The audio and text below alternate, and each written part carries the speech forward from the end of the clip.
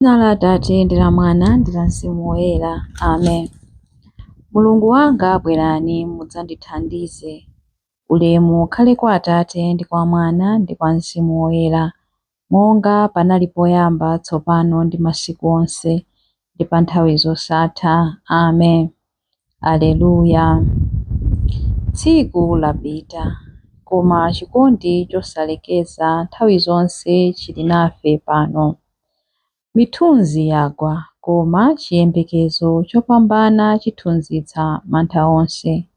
Atate achikondi, amene simusiya aliyense, tengani mitima yathu yopangidwa ndi chikondi chomwe. Mutiyang'anire pamene tikugona, tioneni pamene tikudzuka. Khalani pafupi nafe nthawi zonse. Mdima ukuyamba, koma kuwala kosatha kutiwunikira usiku wonse. Inu muli nafe, nthawi zonse mumatipatsa mphamvu zatsopano zakuona. Limodzi m'chikondi choona chanu chionekera, limodzi m'chiyembekezo cha madalitso akumwamba, tithe kuona m'manja mwa chikondi, kuwala kosatha kwa chikondi. Maso adzatsekeka, koma inu wosagona mumatiyang'anira pambali pathu. Imfa itha kubwera m'chisamaliro cha chikondi, tikukhalabe. Mulungu wa chikondi, zoyipa zonse zagonjetsedwa, machimo akhululukidwa, mantha athetsedwa. Khalani nafe m'mitima mwathu madzulo ano. Ulemu ukhale kwa Atate ndi kwa Mwana ndi kwa Mzimu Woyera, monga panali poyamba tsopano ndi masiku onse ndi pa nthawi zosatha. Amen. Chilimbi 1. Ndikakuyiwala iwe Yerusalemu, dzanja langa lamanja lipuwale. Ndikakuyiwala iwe Yerusalemu, dzanja langa lamanja lipuwale. M'mbali mwa mtsinje ya ku Babuloni, kumeneko tidakhala pansi nkumalira tikukumbukira Ziyoni. Kumeneko tidapachika pangwe athu pa mitengo ya misondozi.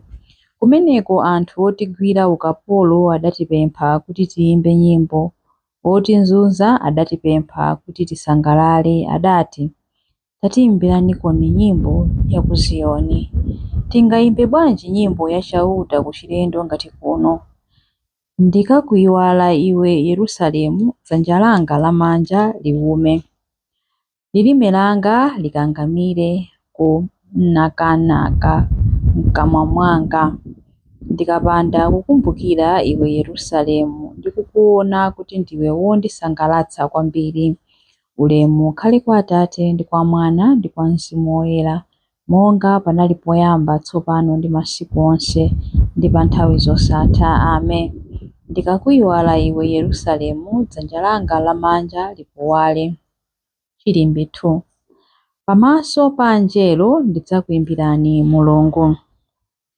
Ndikukuthokozani inu chauta ndi mtima wanga wonse. Ndikuyimba nyimbo zokutamandani pamaso pa milungu.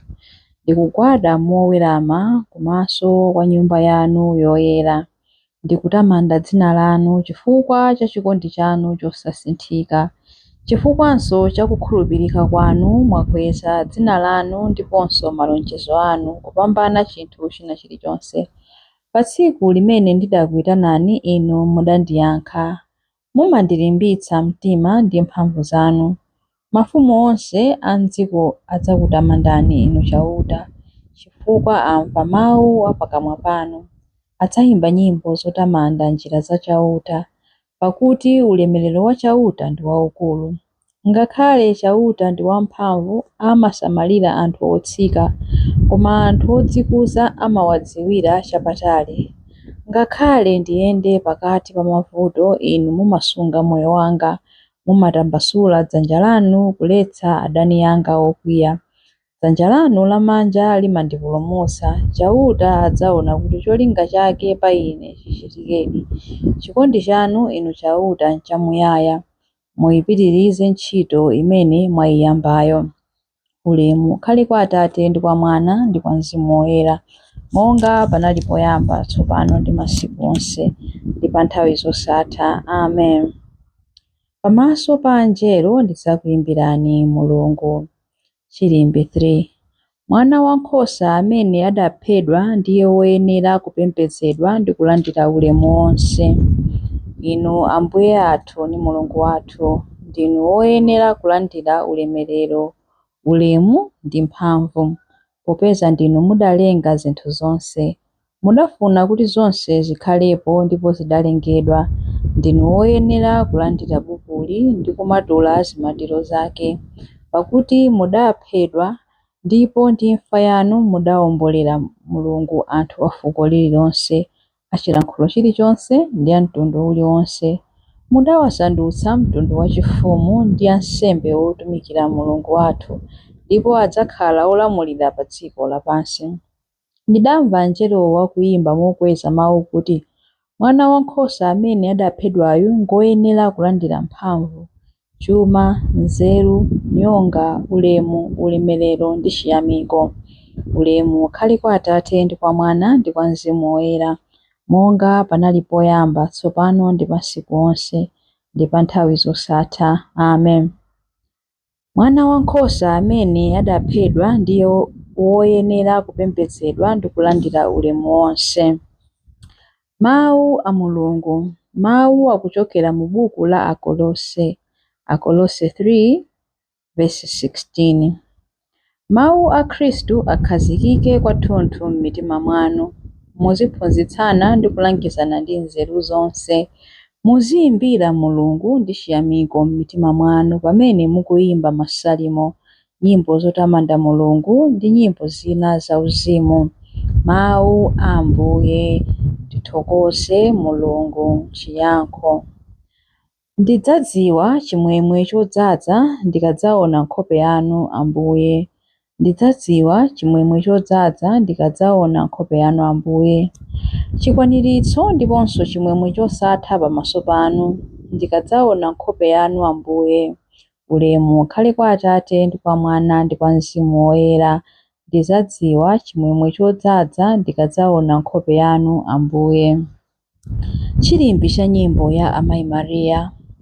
Mutichitire zazikulu Ambuye chifukwa ndinu wamphamvu ndipo dzina lanu loyera.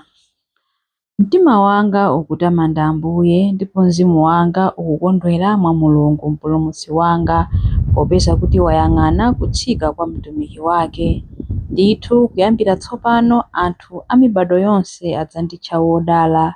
Iye amene ali wamphamvu wandichitira zazikulu ndipo dzina lake nloyera. Amawachitira chifundo anthu a mibado ndi mibado amene amamulemekeza. Wachita zamphamvu ndi dzanja lake. Wabalalitsa anthu a mtima wonyada. Mafumu amphamvu wawatsitsa pa mipando yawo yachifumu. Anthu wamba nkuwakweza. Anthu anjala wawakhutitsa ndi zabwino. Anthu olemera nkuwabwenza osawapatsa kanthu. Wadzathandiza anthu ake Aisraeli pokumbukira chifundo chake. Izi ndi zomwe adalonjeza kuti adzawachitira makolo athu akale aja, Abrahamu ndi zidzukulu zake mpaka muyaya. Ulemu ukhale kwa Atate ndi kwa Mwana ndi kwa Mzimu Woyera, monga panali poyamba, tsopano ndi masiku onse, ndi pa nthawi zosatha. Amen. Mutichitire zazikulu Ambuye chifukwa ndinu wamphamvu ndipo dzina lanu ndi loyera. Mapemphero. Tiyeni tiyamike Khristu amene amapereka mphamvu ndi nyonga kwa anthu ake, ndipo tiyeni tipemphe Iye ndi mitima yokhulupirika. Mutimvere Ambuye ndipo tidzakuyamikani mpaka muyaya. Khristu, mphamvu zathu, mudayitanira anthu okhulupirika ku choona chanu. Mwachifundo apatseni mtima wokhulupirira ndi wopirira. Mutimvere Ambuye ndipo tidzakuyamikani mpaka muyaya. Tsogolerani atsogoleri athu molingana ndi kufuna kwanu, ndi kuwathandiza kutisunga mu mtendere. Mutimvere Ambuye ndipo tidzakuyamikani mpaka muyaya. Mudapereka chakudya ku chikhamu cha anthu anjala. Tiphunzitseni kugawana ndi anthu osowa thandizo lathu. Mutimvere Ambuye ndipo tidzakuyamikani mpaka muyaya.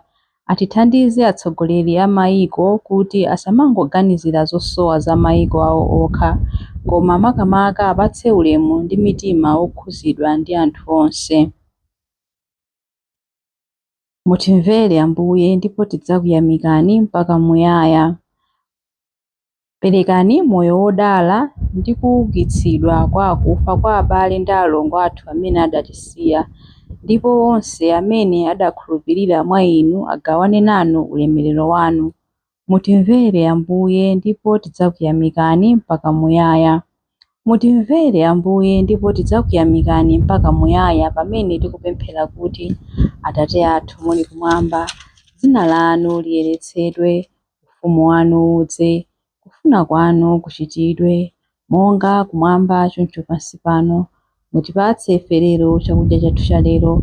Mutikhululukire ife zochimwa zathu monga ifenso takhululukira adani athu. Musatisiye ife m'chinyengo, koma mutipulumutse ife kwa zoyipa. Amen. Tipemphere. Ambuye, pemphero lathu la madzulo ano lithe kufikira pamaso panu, ndipo lolani chikhulupiriro chimene milomo yathu imavomereza chikhale m'maganizo athu opemphera. Tikupempha izi kudzera mwa Ambuye athu Yesu Khristu mwana wanu, amene ali ndi moyo ndi ufumu limodzi nanu ndi Mzimu Woyera, Mulungu tsopano ndi pa nthawi zosatha. Amen. Ambuye atidalitse, atiteteze ife ku zoyipa zonse ndi kutifikitsa ku moyo wosatha. Amen. Dzina la Atate ndi la Mwana ndi la Mzimu Woyera. Amen.